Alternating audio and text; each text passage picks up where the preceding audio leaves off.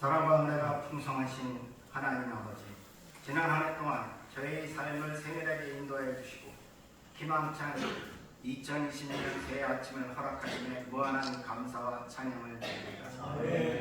우리 삶의 주인 되시는 주님 앞에 나와 첫 예배를 드리게 하시니 감사합니다.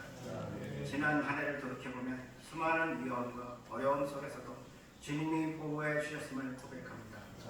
많은 은혜가 셀 수 없이 많았건만 부족하고 연약한 저희는 그 은혜를 당연하게 생각하며 감사하지 못했던 모습을 회개합니다. 주님의 말씀대로 살지 못하고 세상의 염려와 욕심에 흔들렸던 저희의 허물을 용서하여 주시옵소서. 이 시간 십자가의 보혈로 우리를 깨끗게 하시고 이전 것은 지나갔으니 보라 새 것이 되었다 하신 말씀처럼 새로운 심령으로 주님 앞에 서게 하옵소서.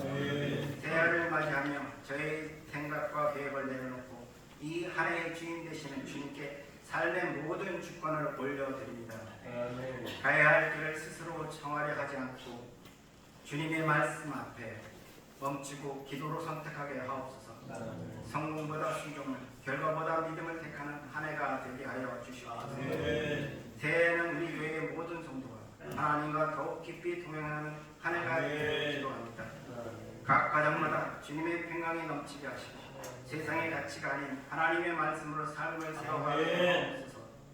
우리가 살아가는 터전 위에 복을 더하사 뿌린 대로 거두는 기쁨을 맛보게 하시고 정직과 성실로 주님이 증거하는 삶을 살게 하여 주시옵소서.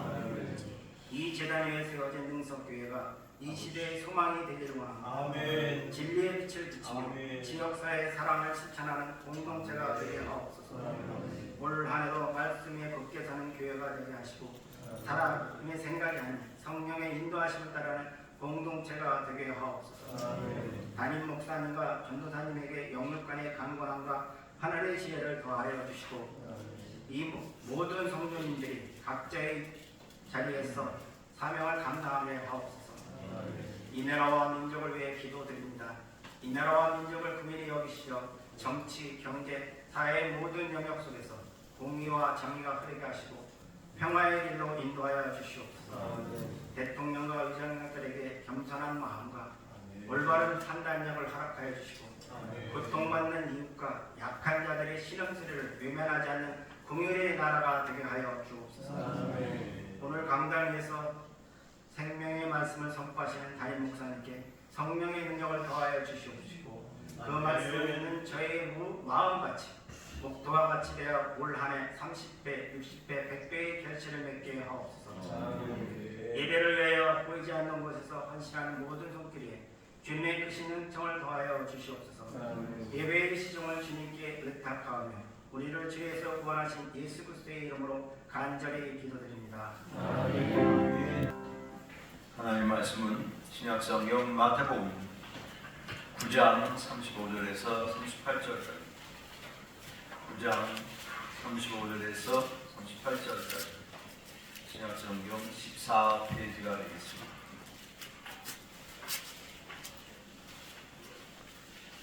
(35절부터) (38절까지) 우리 한 절씩 교독하겠습니다.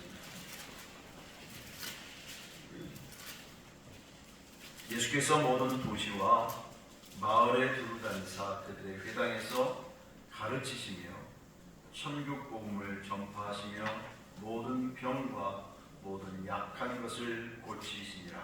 우리를 보시고 불쌍히 여기시니 이는 그들이 목자 없는 양과 같이 고생하며 기진하니라. 이에 제자들에게 이르시되 추수할 것은 많되 일꾼은 적으니 그러므로 추수하는 주인에게 청하여 추수할 일꾼을 보내소서. 아멘. 우리 시간에는 크게 한번 하십시다. 추수할 일꾼이 내가 되자. 추수할 일꾼이 내가 되는 은혜가 넘쳐나기를 축복합니다. 예수님의 사역은 아주 단순했고 간결했습니다. 하나님의 천국 복음을 전파하셨고 가르쳐 주셨고 고쳐 주셨습니다. 아주 진리의 복음의 말씀은 선명했습니다. 복잡하지 않았습니다. 하나님의 천국 복음을 전파하셨습니다. 때를 얻든지 못 얻든지 그 복음을 전파하셨고 그 복음을 가르쳐 주셨습니다. 그리고 많은 사람들, 병든 자와 약한 자를 고쳐 주셨습니다. 140년 전에 한국의 선교사들이 이 땅에 오셔서 했던 사역도 똑같았습니다. 가는 곳마다 복음을 전했고 모여서 가정에서 때로는 교회당에서 허름한 곳에서 말씀을 가르쳐 주셨고 병든 자를 고쳐 주셔서 병원을 세웠고 학교를 만들었고 여러 가지 연약한 부분들을 돕는 사역을 했습니다. 그리고 고아와 가족들을 잘 돌보는 일을 했습니다. 전쟁 후에 월드비전이라고 하는 선교사를 기관을 만들어서 고아원 사역과 복지 사역도 한 축을 이루어냈습니다. 전파하고 가르치고 고치는 그런 한 해가 될 수 있기를 축복합니다. 정말 크게 하십시다. 전파하고 가르치고 치료하자. 우리 인생에서 가장 중요한 게 그거 아니겠어요?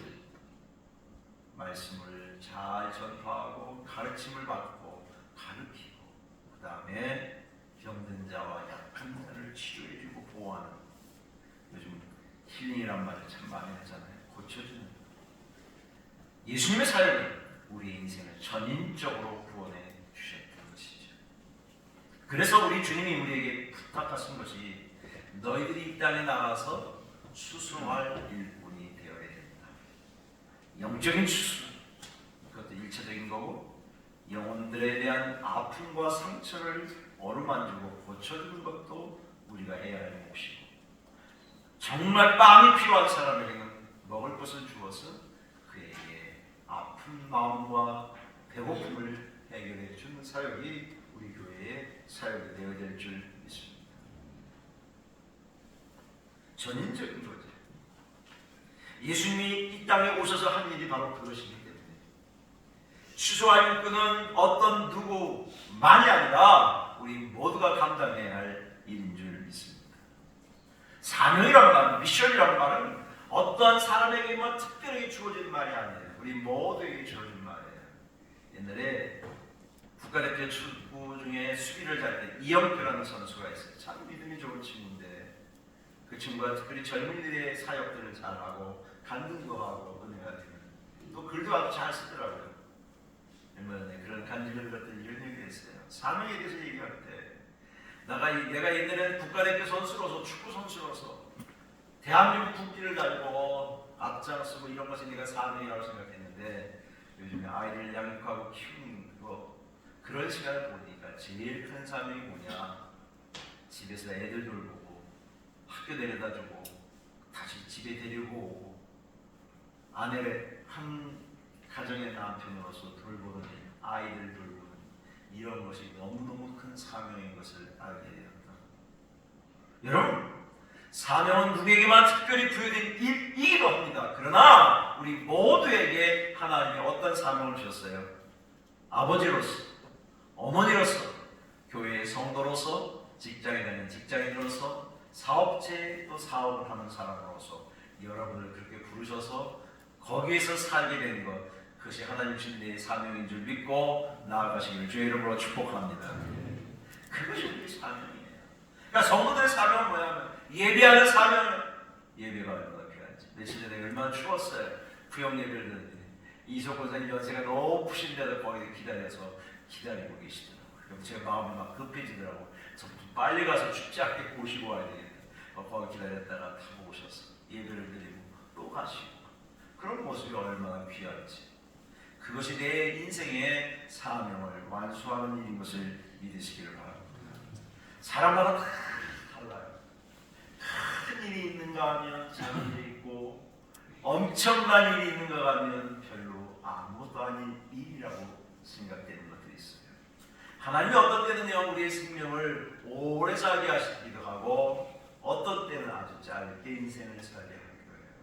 제가 이 말씀을 준비하다 중국의 어떤 아름다운 여인에 대한 이야기를 알게 되었어요. 그 사람의 이름은 위안이라는 여인이에요. 이 사람은 정말 열심히 공부를 했어요. 30대가 되기 전에 저기 노르웨이 가서 오슬로 대학에 가서 생태와 경제를 공부해서 박사학위를 받았어요.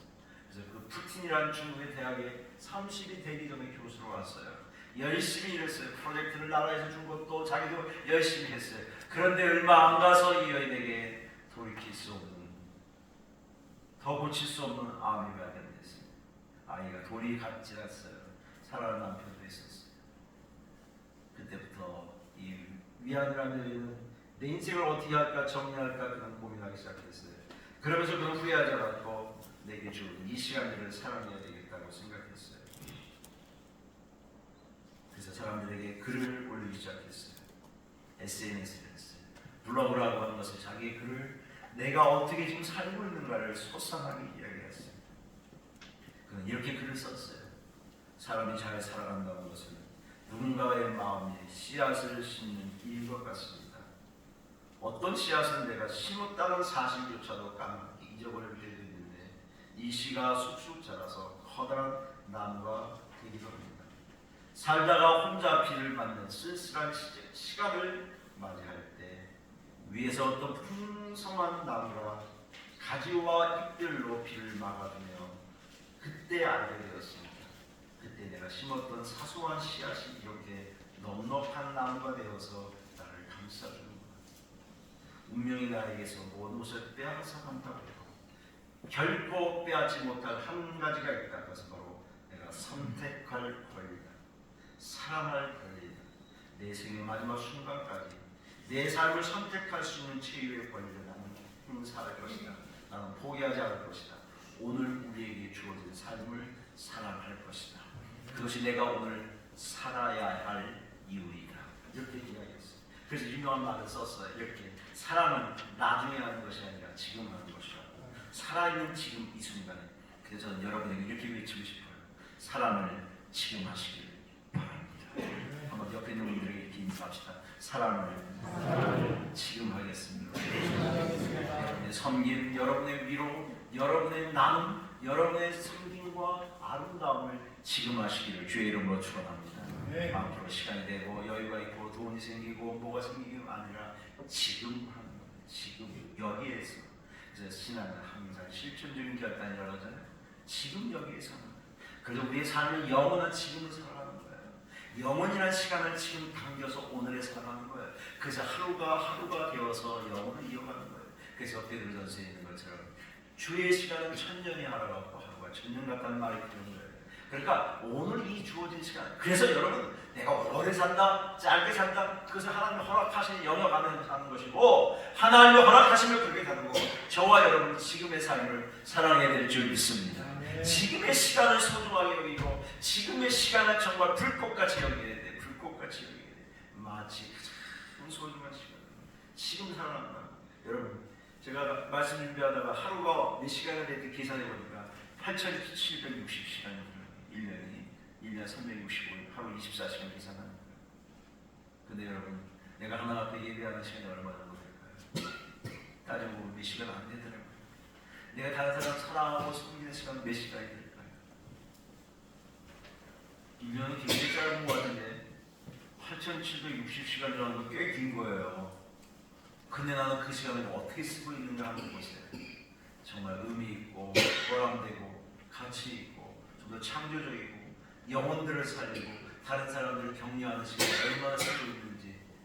그런데 그 나머지 시간들은 많은 시간 너무 흐트러지게 별로 뭐 나쁜 건 아니지만 별로 의미 없이 보내는 시간이 너무 많지 않은가 그런 마음을 갖게 됩니다. 여러분 그래서 주님 말씀하십니다. 지금이 추수할 시간이다. 추수할 시간. 여러분 세상이 얼마나 급히 갑니까? 얼마나 빨리 갑니까? 여러분 오늘이라는 시간에 다른 영혼을 섬기고 사랑하고 영혼들을 세우는 일에 여러분의 시간들을 사용할 수 있기를 주의 이름으로 축복합니다. 그 시간들 속에서 하나님 앞에 어떻게 살아가야 합니까? 이 삶은 너무 큰 일도 아니고 엄청난 일도 아니에요. 오늘 내게 주어진 순간순간들을 살아가는 일이 귀한 시간이에요. 어제 제가 이제 말씀 준비하고 좀 이렇게 묵상하고 이렇게 하려고 하는데 권사님이 막 시끄러워요. 부어요. 오늘 분명히 라면 먹기로 약속한 날인데 우리가 첫 주가 항상 라면하고 김밥을 먹는데 무슨 소린가 보니까 만두를 만드시더라고요. 그래서 왜 만드냐 했더니 이거 오늘 첫 주고 그래서 그냥 그래서 만두를 맛있게 많이 만들어가지고 여러분 점심을 기대하시라. 기가 막힌 만두. 저기 무슨 오항에 무슨 만두 있죠? 네? 온정 말고 또 있잖아요. 보배. 그 만두보다 훨씬 맛있더라고요. 난 먹어보진 않았는데 색깔을 보니까 훨씬 맛있어 보여요. 여러분 점심을 기대해요. 말씀 잘 들으시고 은혜 받으시고 만두 잡수고 돌아가시기 바랍니다. 그래요. 그것이 뭐예요? 삶이에요. 그런 일. 다른 영혼 섬기고 사랑하고 시간을 위해서 함께 만드는 데 수고하고 하는 것. 그것이 귀한 일. 이게 살아가는 일 아니겠어요? 이게 너무 값진 일 아니겠어요? 이렇게 살아내는 거예요. 그렇게 살다 보면 하나님이 축복하시면 거기 열매도 맺게 하시고 사람들도 감동하게 하시고 그렇게 살아요. 여러분의 돈도 그렇게 써야 돼요. 네? 여러분 있는 것들도 그렇게 아름답게 써야 돼요. 가정을 누리고 아이를 양육하는 다른 데는 치고 이것이 정말 우리가 매일같이 순간순간 해야 할 일이라. 여러분 올 한 해 저와 여러분 어떻게 살아야 되겠어요? 저는 몇 가지로 여러분에게 구체적인 말씀을 좀 드리고 싶어요. 내가 해야 할 일이 아주 구체적인 게 뭘까? 예배 참석하는 일, 하나도 무서운 일이니 그것에 최선을 다하시길 주의 이름으로 축원합니다. 제가 오늘 일부 예배 때 그런 얘기했어요. 여러분들 8시에 와서 예배를 드리려면 얼마나 힘드시겠냐고. 얼마나 일찍 나와야 돼요. 토요일날 피곤하고 한데 오늘 일부 예배도 많이 오셨더라고요. 너무 감사하고 너무 고맙더라고요. 적어도 7시까지 교회 다녀오려면 7시에 나와야 되지 않아요? 지금 먼 데서 오시는 분도 있으니까. 또 여러분이 여성분들은 화장도 하고 몸매도 마무리고 하다 보면 얼마나 피곤하겠어요. 근데 이렇게 일찍 나와서 예배하는 일이 귀하기 때문에 기도하는 일이 귀하기 때문에 사랑하는 여러분 우리의 인생에서 정말 값어치 있고 보람되고 의미 있는 일에 여러분의 우선을 드리시기를 주의 이름으로 축원합니다. 하나님 앞에 우리에게 주어진 시간들을 잘 쓰는 일 작고 보잘것없고 아무것도 아닌 것 같지만 함께 나누고 사랑을 나누는 그 일에 여러분의 시간을 쓸 수 있기를 바랍니다. 여러분 주의 몸된 교회를 위해서도 청소도 하고 주변을 돌아보고 헌금도 드리고 섬기는 일, 그 일이 얼마나 귀한 것인지를 여러분 꼭 깨닫고 살아가시길 바랍니다. 그리고 영혼을 정해서 기도하고 그 영혼이 구원받기 위해서 하나님 앞에 시간과 마음과 정성을 쏟아내는 그런 아름다움이 여러분 인생 가운데 있기를 주의 이름으로 축복합니다.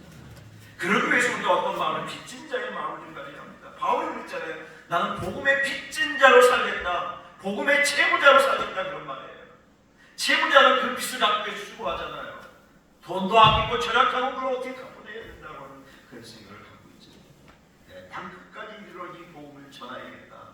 그래서 그 로마의 찬찬 감옥에서도 그랬고 저 땅끝까지 오늘의 그 스페인 있는 그곳까지 가서 복음을 전하라고 했잖아요. 배를 타고 가다 얼마나 풍랑을 만나가 죽을 위험도 당하고 가지가지 위험도 동족의 위험도 당하고 그런 위험 가운데 있지만 그것 위해서 끝까지 빚진 자의 마음을 가지고 세상을 살아갔다는 거예요.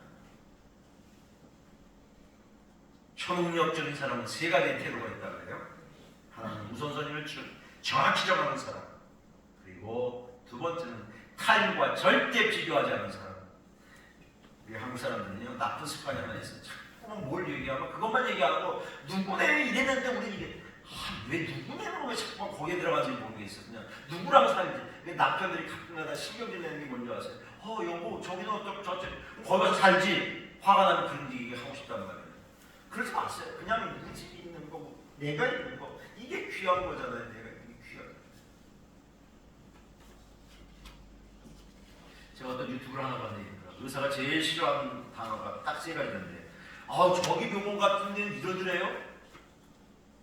그런 얘기하고 자기 이야기를 한참 하고 그럼 의사 일인데 여기 왜 왔냐고 그 병을 가든지 자기가 당신이 많이 알면 그렇게 고치든지. 근데 여기 왜 왔어요? 그럼 그 다음부터 의사가 이 사람의 진료하는 태도가 달라요. 결국 냉담해요. 반응이 별로 없어요. 빨리 끝내고 보내야겠다는 생각밖에 안 해요. 그러니까 여러분들 병원 가서 그냥 아픈 척 하세요. 나 여기서 아파요. 선생님이 고쳐주시면 좋겠어요. 이런 마음으로 쓰세요. 내 아는 지식 뭐 어서 들은 얘기 하지 마시고 그냥 그것만 하고 어디 병원 가는데 뭐라고 얘기하지 마세요. 어떤 선생님인데요. 논문 지도를 하는 선생님, 박사 논문 하는 선생님, 제가 어느 교수, 야 근데 왜 너는 여기 왜 갔냐? 나한테 지도를 왜 받냐? 지도를 왜 받아? 그 선생님한테 내가 지도 받지. 이 말은 결국 뭐예요? 비교하지 말라는 거예요. 비교하지 마세요. 하나님은 다 다르게 만드셨고 다른 환경과 조건에서 이렇게 만드셨어요. 그러니까 이분이 이렇게 얘기했어요. 웃어주는 정하라. 타인과 비교하지 말라. 그리고 세 번째, 초능력자가 어떤 사람이에요? 단순한 일을 끊임없이 반복하라. 어려운 거 아니잖아요. 그러니까 이 말은 내 루틴을 따라 내가 정한 것을 따라 그렇게 하라 이런 말이에요. 그러니까 여러분이 왜 자꾸 헷갈리냐, 왜 비교하느냐, 내 루틴이 없는 거예요. 신앙생활도 내가 말씀 보고 묵상하고 기도하고 섬기고 이런 것들이 어떤 정해져 있는 게 없고 기분 따라, 감정 따라, 상황 따라, 형편 따라 내가 좋으면 하고 그렇지 않으면 안 하고 매일 이렇게 되니까 어떤 이렇게 정해진 틀이 없는 거예요. 이게 힘든 거죠. 그러니까 올해 뉴스 중에 빅뉴스가 아니에요. 홍천이 강원도 여기죠? 장면 가까우죠. 어떤 아이가 뭐 다른 지방에서 뭐 한 것도 아닌데 서울대 의과대학교 하고 뭐 좋은 의과대학에 다 합격을 했어요. 그 신문에 나왔더라고요. 읽어봤더니 이랬어요. 너는 왜 의사가 되려고 하니? 그 아빠는 학원 선생님이더라. 저는 자기소개서죠. 이 홍천 같은 데는 별로 의사도 없고 치료받을 때는 막 많지 않고 그래서 제가 열심히 해서 좋은 의사가 된다면 이런 데에 더 내가 환승하기를 원합니다. 이렇게 살아요. 그 아이가 뭐 물론 공부도 잘했겠죠. 서울대 의과대학교 좋은 의과대는 다 합격했어. 올라갈 수 있을 정도가 된 거예요. 그 학교에 자랑거리도 됐고. 그러니까 자기 소신 있게 그렇게 하는 거죠. 여러분 일꾼이라고 하는 사명을 가진 사람은 소신 있게 살아가는 거예요. 자기 인생을. 자기의 삶을 살아가는 거예요. 좀 주도적으로 사는 거예요. 누군가에 의해서가 아니라 내가 하는 거예요. 일을 할 때도 내가 주도적으로 할 때는 힘든데 안 돼. 누가 시키면 힘들죠. 힘든다고. 그냥 내가 적극적으로 그냥 하는 거야. 내가 하는 거야. 그럴 재미가 있어. 그 가치도 있어. 그 보람도 있어. 어제 저녁에 뉴스를 잠깐 보는데 제목이 더 미라클 KBS였는데 난 그 자매를 몇 번 봤어요. 사고가 나서 하반신이 다 못 쓰는 자매예요. 자매가 굉장히 깊죠. 근데 이 자매가 뭐냐면 댄서에 댄서 춤을 추는 자매. 근데 뭘 갖고 춤을 추냐면 이 뭐예요? 보조 그걸 갖고 춤을 추는 자매예요. 그러니까 너무 기가 막히죠. 네? 그 아버지도 화가 나고 좋아가 아버지가 다 그거예요. 근데 KBS 장애인 날이가 그렇게 하면서 그 자매에게 뭘 가르쳤냐면 한 달 동안 해갖고 뉴스 앵커를 맡긴 거예요. 그 뭐죠? 기상 보도하는 거. 많은 걸 못 맡기죠. 준비 안 됐는데. 그런데 이게 보통 일이 아닌 거야. 그래서 뭐 로봇도 동원하고 뭐 AI 뭐 어쩌고저쩌고 같은 뭐 복잡해서 그 자매는 도저히 누군가의 도움이 없어 한 발도 움직일 수 없는 일인데 자매가 멘트를 딱 1분 하더라고요. 1분 하는 데서 몇 달을 쓰고 한 거예요. 오늘은 날씨가 이렇습니다. 춘천은 뭐 춥고 서울은 이렇고 내일보다 오늘은 어쩌고 그 1분 멘트를 하기 위해서 몇 달을 준비하는 거예요. 야 감격스럽더라고. 그 부모가 뒤에 와서 그 강령을 보고 막 대성 듣고 야 너 정말 수고했다. 그 몸을 갖고 그렇게 해서 그다음 KBS에서 의도적으로 그 자매에게 부탁을 했고 훈련을 시켰고 여러 가지 했었는데 박수 치고 기적이 일어나는 거죠. 그런 자매가 방송을 하는 거예요. 한 1분. 그 제목이 더 미라클, 기적이에요, 기적. 사랑하는 여러분, 우리는 우리의 삶 속에서 그렇습니다. 여러분 매일같이 사실 기적을 일으키는 사람들이에요. 오늘 이렇게 살아야 되는 게 기적 아닙니까? 하나님 앞에 나와 예배하고 찬양하고 예배드린다면 같이 식사를 나누고 함께 교제하고 인생을 살아갈 수 있는 이 기적이 아닙니까? 여러분, 그래서 여러분 정말 감사해요. 정말 감사해요. 하나님 앞에 감사하고 이웃들에게 감사하고 식구들에게 감사하고 삶이 달라져. 불평거리 없는 사람이 어디 있겠어요? 문제 없는 사람이 어디 있겠어요? 삶의 고난과 아픔이 없는 사람이 어디 있겠어요? 그런 상처도 있고 아픔도 있지만 그것을 이겨내는 믿음이 우리에게 있잖아요. 그래서 해석하는 믿음이 있잖아요. 저는 새벽마다 일어나서 뭐 기도도 아니죠 사실. 참 이렇게 얘기해요. 하나님 참 감사하다. 제가 우리 아들 무척 얘기했어요. 다른 얘기 안 하면 참 감사하다. 내가 한 10번 정도 감사하다고 내가 막 외치다시피 그렇게 하다 보면 아침에 일어나니까 권사님 생각해. 추운데 빨리 가야지. 감사한데 저번 생일 나와서 새벽에 나 같이 기도하려고 그런 마음이 드니까 뭐 춥다 덥다 뭐 환경이 없다 비가 온다 전혀 문제 없어요. 뭐만 생각나요? 감사하다. 선생님 빨리 와서 기도해. 감사. 여러분 음식을 놓고 그렇지 않겠어요? 이게 영양가가 많다 뭐가 없다 그건 다 관계없어요. 좀 짜다 맵다 관계없어요. 하나님이 주신 음식 너무 감사해. 너무 행복해. 오늘 먹을 수 있어 너무 고마워. 그렇게 생각하면 그게 너무 맛있는 거예요. 내가 누군가를 만나도 그렇지 않겠어요? 이 사람을 만나는데 너무너무 감사하다. 저 사람 오랜만 정말 감사해. 너무 고마워. 네? 그 이것만 생각나요. 내가 뭘 좀 해줄까? 뭘 도와줄까? 뭘 어떻게 할까? 이런 생각을 하고 감격이 안 되겠어요. 사랑하는 여러분, 하나 앞에 예배도 오래 그런 감격이 있기를 주의 이름으로 축원합니다. 기도하고 찬양하고 말씀을 듣고 하나님의 은혜를 입어서 내가 한 주간 또 믿음으로 승리해야지 그 생각하면 너무 감사하잖아. 오늘 이 순간이 얼마나 소중하시면 여러분의 삶 가운데 매일의 일상을 이렇게 살아낼 수 있는 게 얼마나 축복이에요. 그냥 죽어진 게 아니잖아요. 매일 그냥 일어설 수 있는 것 같아요. 여러분 아니잖아요. 어느 날 갑자기 쓰러질 수도 있고요. 어느 날 갑자기 아무것도 없어서 정말 무기력 가운데 빠질 수도 있고 내가 경제적으로 너무 힘들어서 아무것도 할 수 없는 그런 상태에 있고 누군가의 도움이 받지 않는 단 한 발자국도 움직여 수 없는 그런 인생의 환난의 밤이 찾아왔을 때 여러분 어떻게 하는 거예요? 그럴 때는 참 감사했다고 하나님의 감사했다고. 제가 아까 푸틴의 대학에 있는 위안이라는 여인을 소개했어요. 그 여인이 얼마나 기억하면 청춘의 꿈을 갖고 얼마나 열심히 공부했겠어요. 32대 박사학위 받아 대학에 교수로 왔는데 나는 더 이상 고치 받을 수 없는 여인이 되었다고 생각할 때 절망하지 않겠어요. 그러나 그건 절망하지 않게 한 거예요. 내가 살아있는 동안에 내 기록을 남겨서 다음의 사람도 내가 씨앗을 뿌려서 다른 사람들이 그 씨앗을 나무가 되어서 또 그늘이 되는 마치 성경이나 겨자씨처럼 그렇지 않아요? 심을 때는 아주 보잘것없지만 그 나무가 그 씨앗이 자라서 커서 다른 사람들이 쉼을 제공하고 그늘을 제공해 주는 것처럼 올 한 해 여러분과 제가 그렇게 살아서 하나님과 사람 앞에 그런 아름다운 은혜를 남길 수 있는 사람들이 되시기를 축복합니다. 우리에게 기회 늘 있는 게 아니에요. 내게 주어진 이 시간, 이 순간, 이 찰나찰나를 소중히 여기고 정말 아끼고 귀중하게 여겨서 여러분의 삶을 그렇게 살아낼 수 있기를 주님의 이름으로 축원합니다. 주님은 그럴 때 우리에게 힘을 주시고 지혜를 주시고 능력도 주십니다. 여러분 이렇게 마음을 가진 사람들은 두 가지 의식이 있어요. 하나는 결핍하다, 즉 부족하다. 나는 결핍을 느끼는 거예요.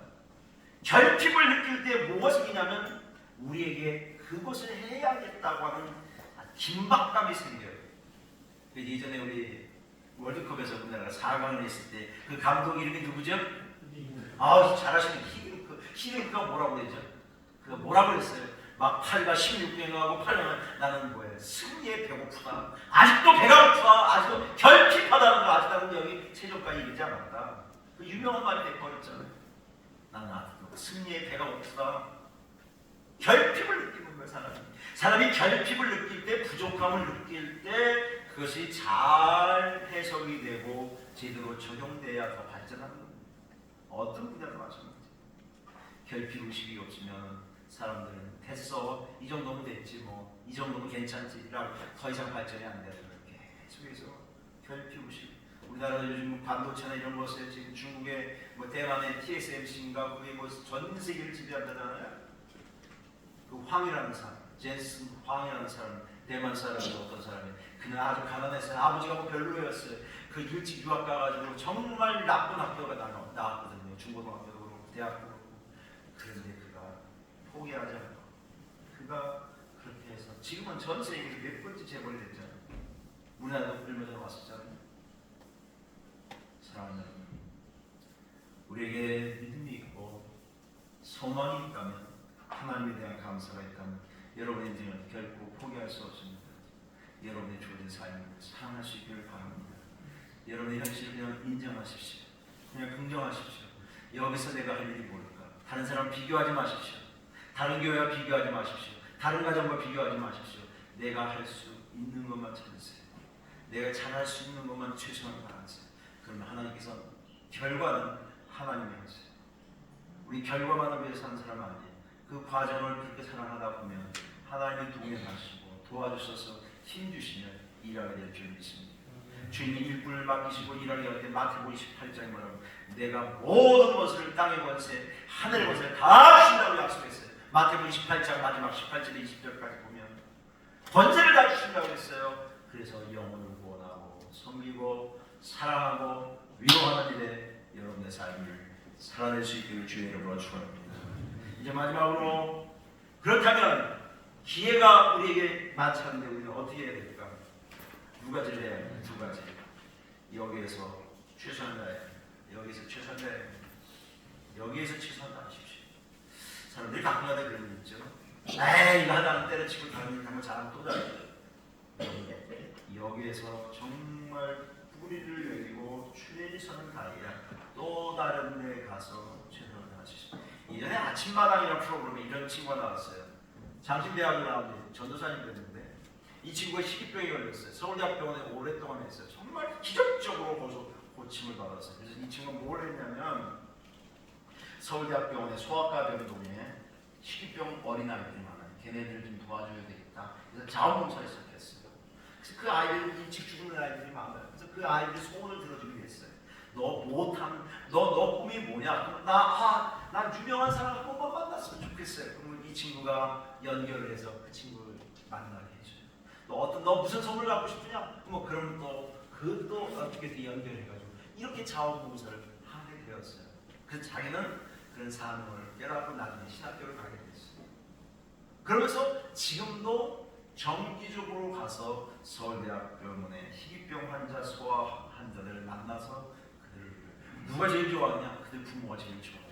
얘가 앞으로 희귀병에 걸려서 어떻게 될지 모르는 아이인데 이 자원봉사자인 전도사님이 오셔서 그 소원을 들어주니까 너무 행복한 거예요. 막 희망이 생기는 거예요. 또 어떤 아이들은 정말 다 죽어가는데 그것 때문에, 그 약속 때문에 더 오래 사는 아이도 생기게 되었어요. 그래서 그 사람을 아침마당에서 섭외를 해서 아침마당 프로그램에 나와서 제가 그 광교를 도왔어요. 너무 귀하면 얼마나 큰 사명이에요. 다시 말하면 죽어져가는 어린아이들에게 뭘 준 거죠? 희망의 불씨를 그 전선 때문에 나 희망, 이런 거 누구 만날 수 있어, 나 이런 물건 가질 수 있어, 이거 해주시는데 기다려야 돼. 그게 누구예요? 그게 일꾼이에요.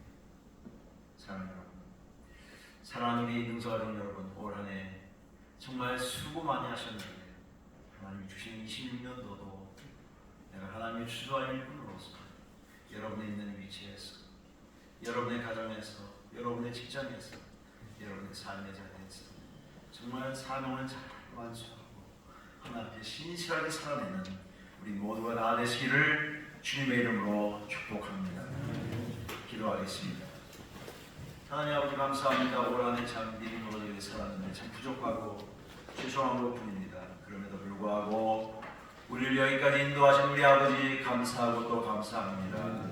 성령의 능력으로 승리하게 하여 주시옵소서. 부족하지만 저희를 써 주시옵소서. 주여, 내가 여기 있나이다, 나를 보내소서. 이사야의 고백처럼 우리의 삶도 그렇게 살아내도록 인도하여 주시옵소서.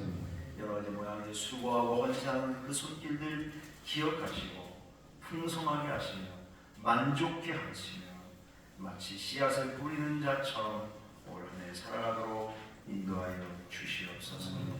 우리 모두를 축복하실 줄 믿고 예수님의 이름으로 기도하옵나이다. 아멘.